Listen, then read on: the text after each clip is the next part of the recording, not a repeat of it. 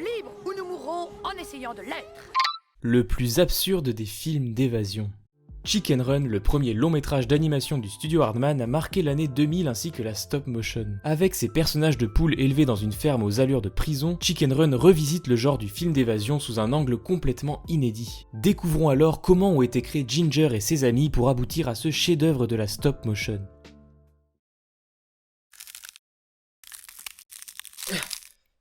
Vous êtes sur la chaîne de CEO et on est parti pour le 26e épisode de Storyjin.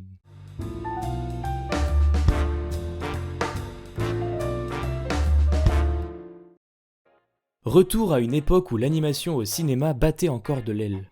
En 1995, suite à leurs multiples courts-métrages récompensés, il était temps pour le studio Aardman de se lancer dans l'aventure d'un premier long-métrage d'animation. Les personnages de Wallace et Gromit ayant fait la renommée du studio, ils ont bien sûr été les premiers envisagés pour raconter une histoire étirée à l'échelle d'un film. Mais finalement, Nick Park et Peter Lord préféreront raconter quelque chose de nouveau, une histoire totalement inédite avec ses propres personnages.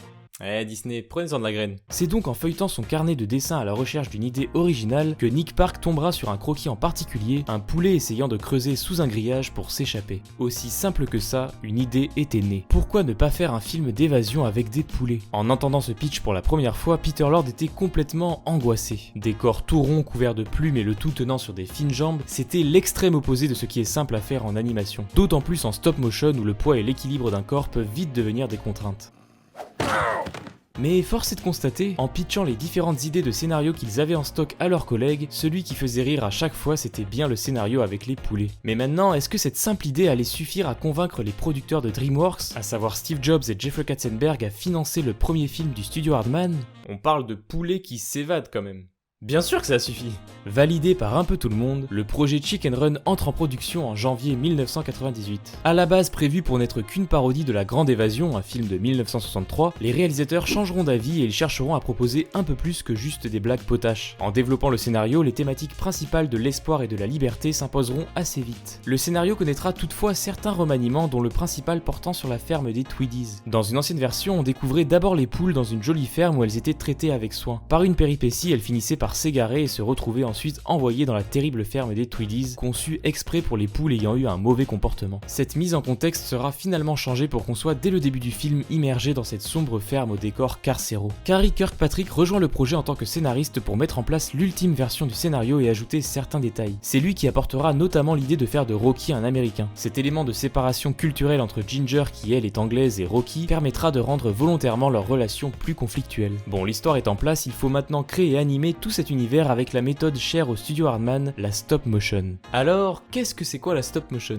L'animation en stop motion, ça consiste tout simplement à prendre une succession de photos d'une scène recréée en volume réel. Entre chaque photo, les éléments de la scène sont légèrement modifiés et en visionnant l'enchaînement des photos, on obtient une illusion de mouvement. Au sein même de la stop motion, il existe une infinité de techniques différentes, mais pour Chicken Run, on parle de claymation, une technique qui utilise la pâte à modeler comme matériau principal pour ses personnages. Si la plasticine, un mélange de cire et d'huile, était le matériau standard de la claymation, pour Chicken Run, les poules seront faites principalement en silicone. Ce matériau permet de nombreux avantages en comparaison de la plasticine. Il ne s'abîme que très peu avec les manipulations, il se lave très facilement et il pèse 2 fois moins lourd. La plasticine sera tout de même utilisée notamment pour les têtes et les pattes des poules amenées à être animées. La plasticine permet une flexibilité qu'on ne retrouve pas avec le silicone. Chaque membre est donc façonné indépendamment avec un jeu de texture propre, les plumes sont détaillées, les pattes des poules sont striées, et voilà que se forme au fur et à mesure une collection de pièces détachées, rangées et ordonnées dans des étagères. Tout ça sera plus tard assemblé selon la scène en question. Les armatures étaient à ce moment-là assez limitées, ce qui ne permettait pas une grande marge de manœuvre pour animer le corps des poules. Le principal vecteur d'émotion restait alors l'expression faciale. On retrouve ici une autre marque de fabrique du studio Aardman, des yeux très rapprochés et une bouche en forme simplifiée de banane. C'est entre 40 et 60 formes de bouche qui vont être créées pour animer les becs des poules. Et oui, dans ce film, les poules ont des dents, un choix esthétique permettant une palette d'expressions plus variée et dans la continuité du style de Nick Park. Il en va de même pour les ailes des poules qui sont ici plutôt des bras, encore un moyen de gagner en expressivité tout en s'évitant la contrainte d'animer des plumes. Bon, les poules ont des dents pour les rendre plus expressives, d'accord. Par contre, pourquoi elles portent toutes des écharpes ? Ça ne vous aura pas échappé, dans Chicken Run, toutes les poules portent des écharpes ou des colliers. Ces éléments ne sortent pas de nulle part puisqu'ils servent en fait à cacher la jointure entre la tête et le corps de chaque poule. La tête est en fait en plasticine et le corps en silicone, ces deux éléments étaient séparés et il fallait trouver une ruse pour que ça ne se remarque pas. Cette idée des écharpes a d'abord fait débat au sein de l'équipe Hardman, mais ils ont fini par s'y habituer. Et finalement, à partir du moment où ces poules peuvent parler, c'est vrai que ça n'est pas si choquant de leur rajouter des éléments d'habillage. Le film se déroule à deux échelles principales, le monde des humains et celui des poules. Certains objets ont donc été faits à plusieurs échelles pour avoir différents niveaux de détails selon si on les voit de près ou de loin dans le film. Pour vous faire une idée, les poules de Chicken Run mesurent en réalité 30 cm de haut. Les 30 décors différents qu'on trouve dans le film sont aussi le résultat de plusieurs semaines de travail. Les bâtiments étant entièrement construits et texturés à la main, la moindre trace de moisissure est travaillée avec précision. Les arrière-plans quant à eux sont gérés à part sur des immenses toiles de la taille d'un mur entier, permettant ainsi de donner une grandeur et une immersion dans ce monde miniaturisé. Une thématique importante dans les travaux de Nick Park et Peter Lord, c'est la mécanisation. Dans le court-métrage Wallace et Gromit un mauvais pantalon, ils s'amusaient déjà de l'intérêt que portent les humains à créer des machines de plus en plus absurdes pour gagner en confort et répondre à des pseudo-besoins que l'on s'est nous-mêmes inventés. On retrouve bien sûr ce thème de la mécanisation dans Chicken Run avec deux machines principales, l'avion improvisé représentant la liberté et la machine à tourte représentant au contraire l'emprisonnement et même la mort. Il aura fallu 80 animateurs et presque 2 tonnes de pâte à modeler et après 2 ans et demi de production, Chicken Run éclorera finalement le 23 juin 2000 aux États-Unis. Il récoltera plus de 227 millions de dollars au box-office mondial, soit plus de 5 fois son budget initial de 45 millions de dollars. Ce film aura lancé le studio Hardman sur le grand écran et on peut dire que c'est un démarrage réussi. S'en suivra 7 autres longs métrages et 23 ans plus tard, Chicken Run a désormais droit à sa suite, La Menace Nuggets, sortie le 15 décembre 2023 sur Netflix. Pour terminer, voici quelques faits insolites et infos complémentaires sur Chicken Run. Du haut de ses 1h24, Chicken Run est un film très court, mais cette durée condensée est entre autres due au fait que plusieurs personnages ont été supprimés en cours de route. C'est le cas de Sage et Onion, deux jumeaux muets qui sont les premiers à être retirés du film. On a ensuite Paxo, l'une des meilleures amies de Ginger et une championne en ponte d'œuf qui deviendra plus ou moins le personnage de Bernadette. On a aussi Nobby, un jeune coq qui admire Ginger, et enfin Edwina, une poule je sais tout dont le prénom fait référence à Edwina Curie, une ministre de la santé anglaise ayant causé une crise dans l'industrie des œufs. Pour Edwina, c'est particulier parce que, même si elle n'est finalement pas gardée dans le film, son nom est donné à la poule qui se fait abattre au tout début. Vous vous en souvenez peut-être, dans la version française, elle s'appelle Edwige. Edwige.